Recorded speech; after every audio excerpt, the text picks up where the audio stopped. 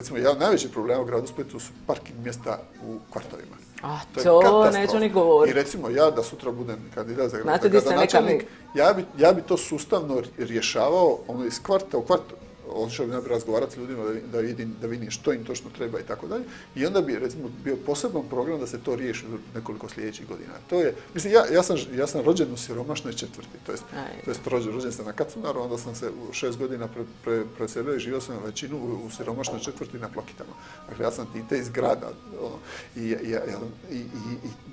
Tada, kad smo mi se igrali kod djeca, mi smo se igrali na ulici, mi smo imali branke na ulici. Jer nije bilo auta, pa smo mi igrali nogomet na ulici. A danas, ja kad dođem tamo, to je onaj Pazarić ja više tamo nemam ni parkirati auto kad idem kod mame. Nema šanse. Nema šanse skoro nikakve. A to se mora riješiti, to je problem koji je rješiv. Ja nikad nisam populist da kažem da je to jednostavno riješiti. To nije jednostavno za riješiti, ali mora se riješiti. Jer to je jedan od najvećih problema u ovom gradu. I mi svi zajedno moramo. Ja mislim da političari moraju biti takvi ljudi da moraju ponuditi rješenja, moraju to iskomunicirati s građanima i biti hrabar u nekim rješenjima, jer neka rješenja neće biti jednostavna, ali moramo biti svi zajedno hrabri.